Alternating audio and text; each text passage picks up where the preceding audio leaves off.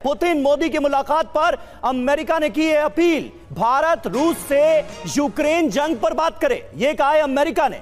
निवेदन किया गया है, अपील की गई है। अमेरिका के विदेश विभाग के प्रवक्ता मैथ्यू मिलर ने कहा, भारत हमारा भी रणनीतिक साझेदार है, लिहाजा यूक्रेन युद्ध के मुद्दे पर, यूक्रेन की संप्रभुता के मुद्दे पर रूस से भारत को बात करनी चाहिए। कि भारत पूरी कोशिश करेगा रशिया को चीन से अलग करने की, कि रूस जो है वो चाइना के ऑर्बिट में जा रहा है, और जितना चाइना के ऑर्बिट में जा रहा है भारत के लिए उतना खतरा है, क्योंकि भारत का 60 to 70% के जो इक्विपमेंट है, जो हथियार हैं आर्म्ड फोर्सेस के, वो रशिया सेंट्रिक है। स्पोक्स पर्सन ने बोला कि भाई the west is watching with jealousy, कि इनकी बहुत जल रही है। आपको दिख ही रहा होगा कि कितनी हालत खराब है इन वेस्टर्न मीडिया की, वेस्टर्न एनालिस्ट के बारे में मैंने आपको बताया। पुतिन साहब ने एक बड़ी इंटरेस्टिंग सी चीज बोली मोदी जी को, जो मेरे को, you have your own ideas, आप बड़े एनर्जेटिक से आदमी हो, आपके अपने आइडियाज हैं, और आपको लगता है, आपको पता है आपको किस तरह से भारत के इंटरेस्ट को आगे लेके जाना है और भारत के लोगों के इंटरेस्ट को आगे लेके जाना है।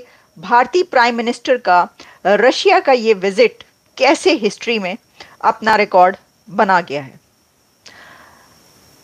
पुतिन ने मोदी को जब रिसीव किया तो उसके बाद वो उनको अपने घर लेकर गए, और प्रेसिडेंट पुतिन ने पर्सनल टूर दिया है प्राइम मिनिस्टर नरेंद्र मोदी को अपने घर का।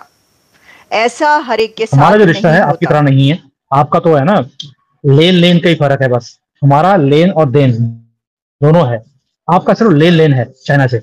और इसलिए मोदी जी ने इस बार एक ही काम किया, तीसरे टर्म में सबसे पहला काम किया है, चाइना रशिया का विजिट किया है। इस पे एक ये दिखाने के लिए रशिया को।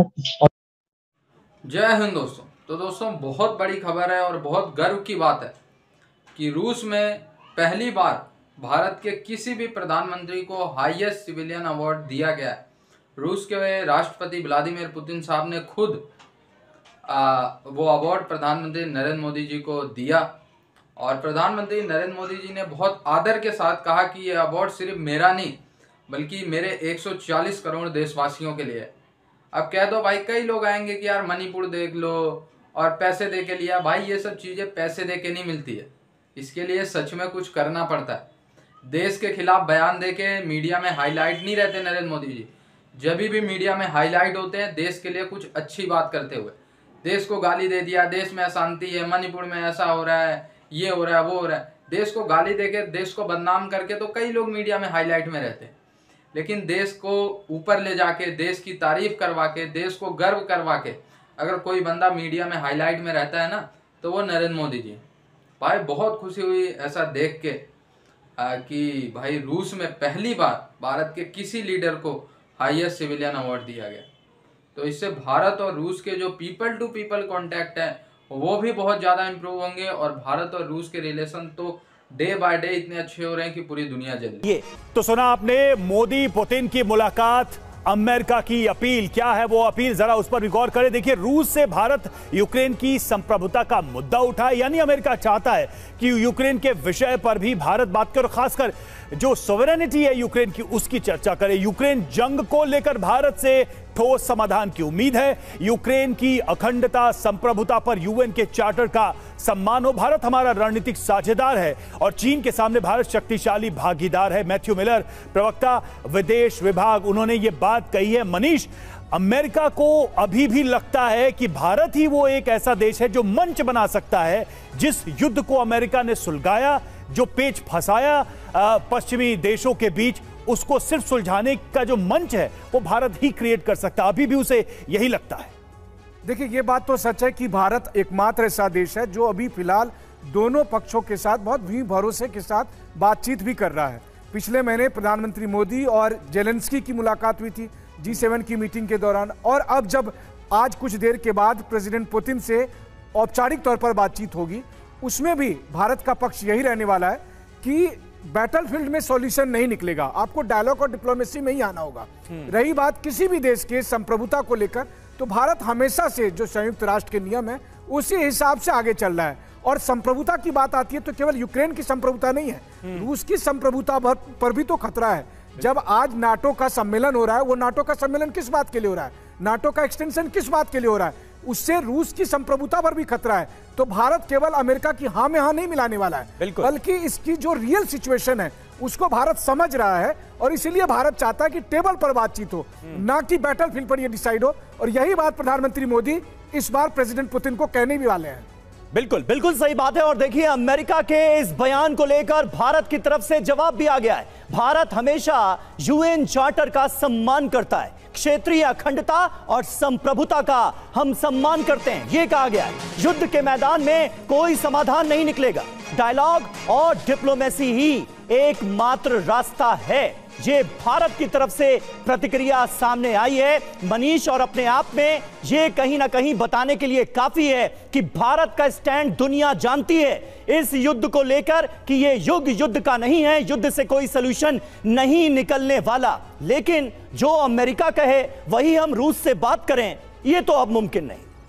बिल्कुल सही कहा आपने। देखिए, अमेरिका के टर्म एंड कंडीशन पर तो हम नहीं मिलने वाले हैं, और ये बात हम आज नहीं बल्कि जब ये युद्ध शुरू हुआ था तब से हमने खारिज कर दिया। तमाम दबाव थे कि तेल मत खरीदो, रशिया के साथ इंगेज मत हो, हमने उन सबको खारिज करके अपनी दोस्ती, अपना रिलेशन बनाए रखा। अब आगे क्या होगा? तो सितंबर 2022 में जब प्रधानमंत्री मोदी और प्रेसिडेंट पुतिन मिले थे, तब प्रधानमंत्री ने कहा था कि यह युग जो है वो युद्ध का नहीं है। मोदी यही कहने वाले हैं कि बैटलफील्ड में सॉल्यूशन नहीं होगा, आपको बातचीत के जरिए ही करना होगा। अब ऐसे में आप देखिए, प्रेसिडेंट पुतिन ने एक पीस प्रपोजल भेजा है। अगर अमेरिका और पश्चिमी देशों को लगता है तो उनको बातचीत करनी चाहिए। पिछले दिनों स्विट्जरलैंड में हमने देखा बातचीत में क्या हुआ। आप बिना रूस को बुलाए रूस यूक्रेन युद्ध को कैसे खत्म कर सकते हैं? तो भारत समग्र पिक्चर देख रहा है। बात यह है कि प्रधानमंत्री श्री नरेंद्र मोदी को एयरपोर्ट पे रशिया के first deputy prime minister Denis Manturov ने रिसीव करा। First deputy prime minister Denis Manturov ने रिसीव करा। और यह क्यों इंपॉर्टेंट है? क्योंकि प्रेसिडेंट शी जिनपिंग को रिसीव करा था मैंटुरोव के जूनियर ने। आप समझ रहे हैं?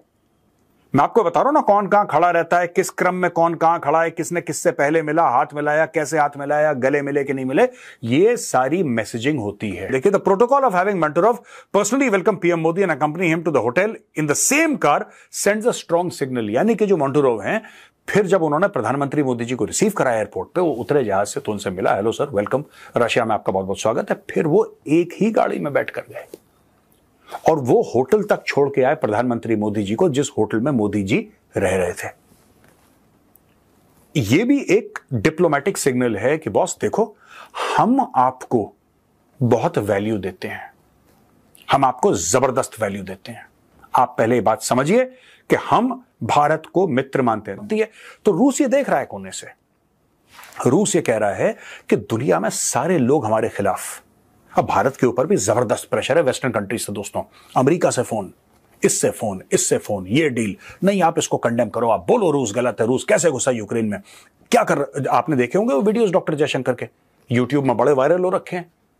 आप देखिए यूट्यूब में उनके वीडियोस की, जो भी उनसे सवाल पूछ रहा है डॉक्टर जयशंकर से, एक मुद्दे पर पूछ रहा है कि भाई साहब इंडिया किसकी तरफ है, रूस की तरफ, यूक्रेन की तरफ। आप समझिए डॉक्टर जयशंकर तो फॉरेन मिनिस्टर है, उनका काम ही है फॉरेन विजिट करना, पॉलिसीज बनाना, भारत की पॉलिसीज लोगों को समझाना, भारत को एक अपर हैंड देना नेगोशिएशन में, या जो भी डिप्लोमेसी होती है, ये तो सारा का डॉक्टर जयशंकर के अंडर आता है। और यहां पे डॉक्टर जयशंकर जहां जा रहे हैं, हर जगह जाते हैं, प्रेस कॉन्फ्रेंस होती है, हर जगह प्रेस कॉन्फ्रेंस में यही प्रेशर आता है क्राउड से, Ukraine Russia, Ukraine Russia, Ukraine Russia, यही बस।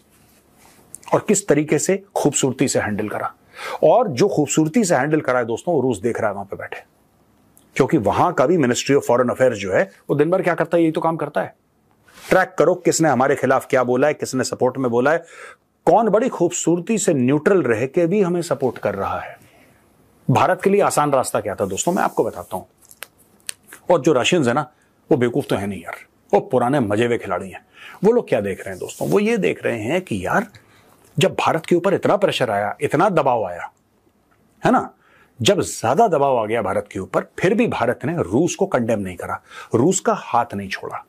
भारत ने रूस को यह बोला कि बिल्कुल पुतिन के सामने बोला कि this is not an era of war, Modi ji ने बोला था, और वही not an era of war अभी फिर मोदी जी ने रिपीट करा है पुतिन के सामने कि लड़ाई का वक्त नहीं है, आप डिप्लोमेसी से ये खत्म करिए। लेकिन कहीं भी भारत ने वो लाइन क्रॉस नहीं करी कि नहीं, हम कंडेम करते हैं, तुमने गलत करा है, अब हम यूक्रेन को हथियार देंगे कि तुम्हारे ऊपर हथियार ठोके वो मिसाइल मारे, ये सब भारत ने नहीं करा।